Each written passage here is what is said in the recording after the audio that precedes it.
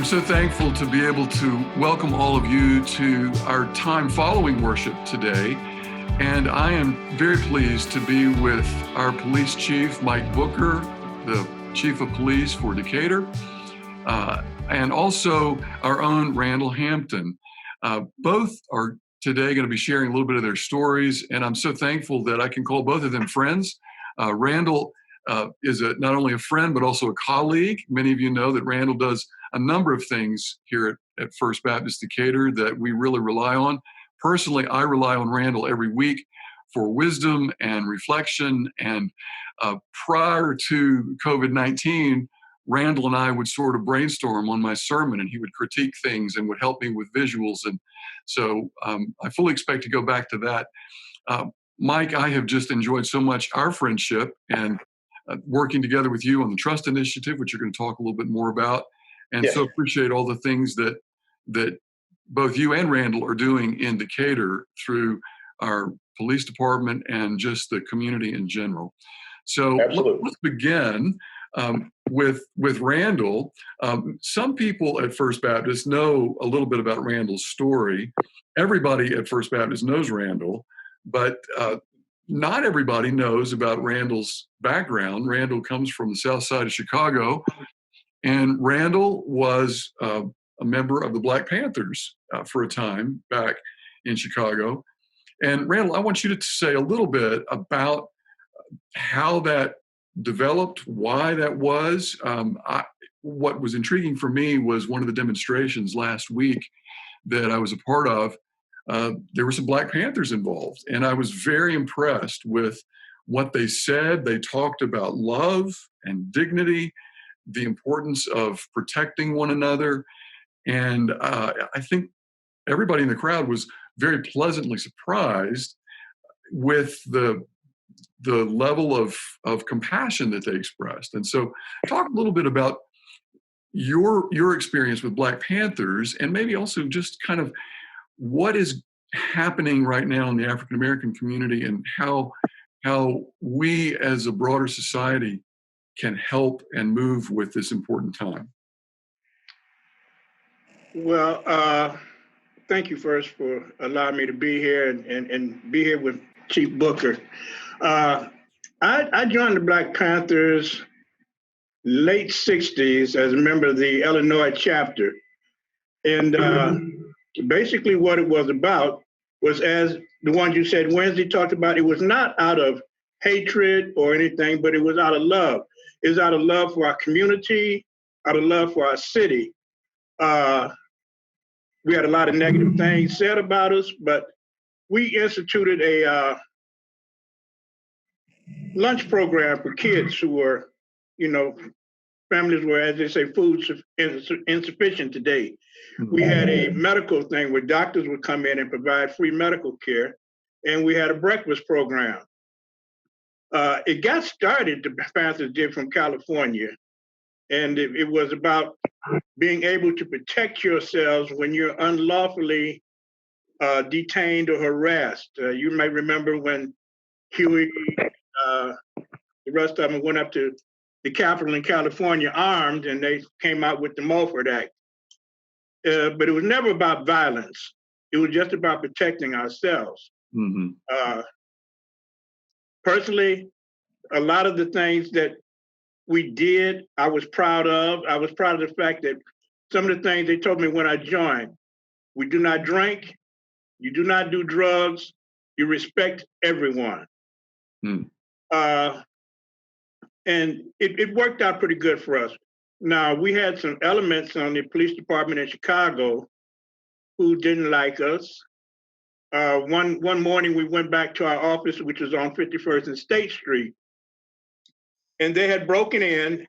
All of our food was destroyed, thrown around. They had taken the cereal, ripped the boxes open, taken our beverages, milk, everything, and poured it over it. And some of the neighbors who lived across the street told us it was the police. They witnessed them going in after midnight. So, the whole thing was one of those things. It's not something I talk about a lot today, but I do remember it. I have great memories. I was there when Mark Clark Fred Hampton were killed. In fact, it hadn't been long left a meeting at that home. And had I been maybe 30 minutes still there, I might have been part of that. Yeah. But one of the things that I did like back then was we had a lot of the officers in our neighborhood who patrolled the neighborhood. They actually walked around, they knew us. Right. And this kind of leads me to get into where I met Mike and Brothers Decatur, as you said about the Better Together thing. When I moved to Decatur, which was one of the best things in my life, to move down here. We had a Better Together meeting, and I'm sitting at the table, and I asked the gentleman, I said, are you former military? And he said, no, I'm a cop. Okay. And this was Mike Maddox at the time. And I said some things about cops that maybe weren't too pleasing. And we got to talking, and he told me some interesting stuff.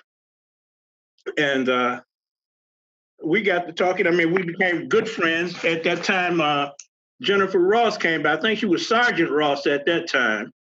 Yep. And she took my name and invited me to come by. And as Mike says, I went and I started listening to them. And one thing I will say is this, is, we talk about the protest today. And Decatur is the best police department I know of in my lifetime. Yeah. A lot of the things that these people are talking about when they say defund the police or institute a different initiative, Decatur is already ahead of the game in that. Yeah. I went along with ride-alongs when I went through the program, and I was amazed at the number of Decatur residents who would wave and speak to Officer Jameson, who I rode with. They knew him by name. This, I think, helps the community. Yeah. And this is what we've got to do now. I'll say two things. Decatur's, I said, already ahead of the game, but in the community, especially in the Black community, we have got to get rid of this mentality that we don't squeal. If somebody does something, say something. Develop these relationships with the police. Don't be afraid to talk to them and stop. They're human just like us. They get up, put their uniforms on, they go to work, they want to go home, the same as you and I do when we come in here and work. So it's a two-way street. We can't put all of this on the police. Yeah. And not just that, but we have got to be compassionate, as those Panthers said. It's about a love thing. Yeah. And if we do these things out of love, both sides, all sides, we'll make this nation and eventually the world a lot better place. Yeah. Well, on that note, Randall, I appreciate that. I feel like, Mike, say a little bit. I think it's just, for me, such a fun thing to see the relationships you develop in the community and the friendship that you and Randall have. Yes. And the efforts, because honestly, I think the high level of tension right now that we see all across the country is sadly because clearly a lot of the police departments in other cities have not developed these personal relationships. And the trust initiative that I want you to talk about a little bit, for me, it was such a powerful and is such a powerful movement among a number of police departments around the country. And your role in that is pretty key. So say a little bit just about maybe responding to some of what Randall said, but also just some of the efforts that you're making now to really try to leverage the good feelings that Decatur has for our police. Well, I sincerely appreciate Randall, not just being here today, but being a friend to all of us at the police department. I've talked to him, to my wife about Randall in the past and things that he's done when he worked the front window and just how he evolved. And, even at the table that day, had Mike Maddox been in a uniform, obviously Randall would have known who he was. But I think once he realized who Mike was and the type of person that Mike was and found out that he worked for the police department, it made him look at it a little differently than maybe had he had on a uniform right off the rip. But the bigger piece for me was when I talked to Mike about it was that Randall would ask things, and we would say, we have that, or we're doing that. And it opened my eyes to the fact that we've got to do better at putting out messages that we're doing, things that we're doing. You try to teach humility and being humble and kind of moving on to the next task.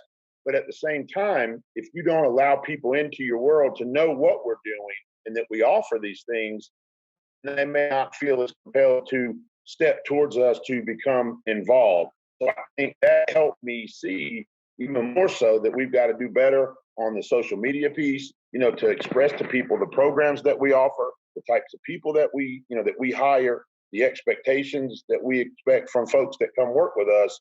So again, Randall was more to meet us halfway and got involved in all of our programs. And that has festered into what has become a true friendship for not only me as a person, but me as a police chief, and for me as, other folks around me to know Randall and for him to become involved in it. So the more times that you do that and you open yourself up to the willingness to learn from others and respect what each person is bringing to the table, things only grow from there. And I think that's the reason that Randall has gotten as close as he has with us, and we're as close to Randall as we are today. And the better job we can do that with people in our own community, kids included. That's why we have a junior police academy. We're trying to get children to know us as people, go bowling and do things with us outside of police work so that they understand that we are just people. We're human beings like everyone else. This is just a different job that we chose to do. Yeah. And I've been with the city now. This September will be my 30th year, and I've been the chief I'm in my 15th year. I just started this month into my 15th year as a police chief. And it is all about building relationships. It's about being transparent. It's about holding yourself accountable to people. But there's so many times that things around us that are out of our control can cause you to kind of get swept up along with that. And I think we still have to do a good job of promoting the city of Decatur Police and looking at things that we can further improve upon as this nation goes forward, and particularly as a profession, to try to figure out what else can we do and do better than we're doing it today. So we're open to that. And I think that's kind of where this trust initiative came in, was that we had been asked to participate. I think we're one of seven departments in the state of Georgia to come together from various regions of the state, from north and south and east and west and center, and things that we've gone through as a department, programs and things that we've implemented, and some of the successes that we have received based off of the programs that we have. And we're working together. We started on this last year, so it's been worked on for quite a while, to establish more or less of a model, possibly for other departments to follow, not only in the state of Georgia, but nationwide. And right now we're applying for grants and we're doing things to help fund the program, but we were one of 7 chosen in the state to participate in that. And that was when I had reached out to you in the faith-based community to have various members of the city to understand what we're doing, the things that we're trying to work on as a profession as it pertains to building trust and spreading that message through various avenues, and clergy being one of those. And that's how you and I became friends, and you were more than willing to go with me and spend that whole weekend there. And I appreciated it. And that's what it's grown into is what we're able to do today because of that. Yeah. Well, and I was honored to be a part of that. And it really was transformative for me. I want to back up for a second, Mike, and say one of the things that I feel like is so valuable with your hiring policy for new police officers, the two things I've heard you consistently say you're looking for in an officer is compassion and empathy. And yes, sir. I feel like that's such a huge thing for a police department to say, we want to convey to our community that we truly care, that we not only are we human beings and we're going to make mistakes, but we really care about the individual people that we're working with. And I think people really are feeling that. But the trust initiative for me, I think this whole idea of police chiefs standing before African-American communities and confessing to things that had been done was very powerful. And the model, I think several other police departments across the country are seeing profound impacts in their communities with the responses that people are having, and the transformation that a police department confessing to its previous wrongs and having the victim's family begin to become allies in helping to bring about reconciliation and new movements. So I feel like I was so honored to be a part of that, and I'm still honored to be a part of the movement. And so I just am so thankful for both of you and the way that both of you are bringing a level of camaraderie and compassion to this community. And Mike, is there anything else you'd like to say, things that you feel like you want to really convey over this network that you feel like we need to hear as we move forward? No, I think you talked about some of it just a minute ago, David, when you talk about the compassion for people and empathy for people, you know, and it's truly not just a buzzword for us. It's not the word of the moment. You know, it seems like a lot of people now talk about empathy, but we've been practicing that practice for a very long time, down to the point of I'd ask applicants, do they know what it means? And I want to know that you can put yourself in other people's shoes. Mm-hmm. And I think the more we do that, the more change for good that will come. And I think and you don't necessarily have to agree with everything that person is saying or doing, but if you could at least try to see it from their perspective and put yourself in their shoes and understand why people are upset about that or this or that or the other. If you were that person, to truly put yourself there and say, I can understand that. And once each side says, I understand, even though I may not totally agree, you're better than you were before you had that conversation. Yeah. And after that conversation, the growth can begin. The healing can begin, because now I'm more open to listen to what you have to say, because I can truly understand that if that had happened to me or my son, I would have felt just like you did. And the sooner we can do that, the sooner that the healing can move on. And it is a vitally important practice that I think needs to occur. Yeah. And I think one of the things that this time in the life of our community and our country, it feels like, while it's a little bit I don't know, uncertain, scary, whatever kind of terminology you want to use, I do feel like there are these glimmers of hope. I was telling Randall before we got on, I've been involved in 4 demonstrations now over the last 6 days. Right. Part of it was clergy involvement, Mike, that you and I had talked about, and part of it was just showing up because I wanted to be supportive of the cause. And the glimmers of hope that I feel are looking at the crowds, especially the one on Sunday afternoon last week, where it was a huge crowd. I mean, it probably was 4,000 or 5,000 people. And the crowd was probably 50% white. And it was a lot of white people holding up signs that said Black Lives Matter. Yes. Being seriously listening to the hurts and the cries for justice and the stories of injustice that African American folks have experienced for generations. And seeing white people in tears and listening. And I feel like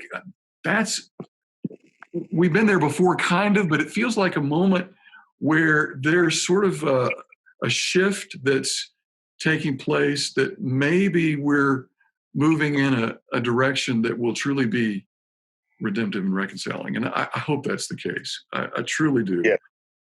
Randall? Yes, I would agree with you. I would agree with you. And again, I talked about what it is for understanding and figuring that out and looking at it and saying, hey, there is some things we need to look at here. And that's why there's more people out there that are feeling the exact same thing. Yeah. Randall, sorry, we cut you off there for a second, but Were you going to say something? No, I was agreeing with both of you, but I will say this, that everybody that watches this, if you are not a member or you haven't liked the City of Decatur Police Department page on Facebook, go there. As Mike said, they offer a lot of programs for the community. And if you don't live in Decatur, go there anyway. And maybe you can take some of the things they do to your police department to say, hey, let's institute this.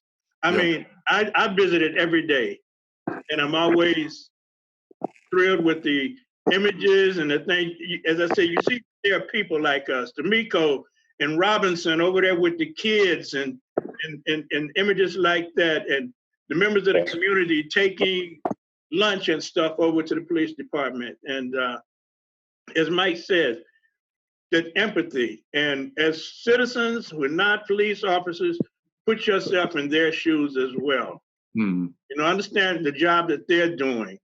And you know, as you do this, you start saying, hey, we got more in common than we have differences. Yeah. Yes. That's a City of Decatur Police Department Facebook. Go there and check it out. Well, that's awesome. Well, you know, and something too, Randall, is I think that if for folks that don't know me or don't know our relationship or your relationship with the police department, you know, there is authenticity to this, right? This is not just made up, right? This is really how we feel towards one another, and your views of us and our welcoming of you as not only a person, but a veteran, you know, all of that is real. And I think that it's not made up. And the things that we do are authentic too. And, you know, you talk to people that they say things to say things, but they're not really who they say they are. You must be authentic with what you do. And this to me truly is. And I so much appreciate you, Randall. Way more than you know, man. I appreciate you guys and enjoy working with you. Yeah, yeah. Well, this feels kind of like a love fest. I'm so glad.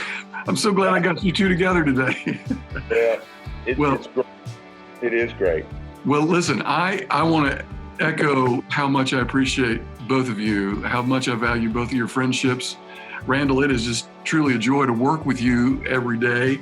And I appreciate so much what you bring to our church as well as our community. And Mike, it's just truly a joy to be a friend and colleague with you in this community. And I look forward to many good days together. And I just appreciate so much your sharing with us today and for all the gifts that you bring to us in Decatur. Thank you for having me. I appreciate it. And Randall, it's good to see you too, buddy. And you too, Mike.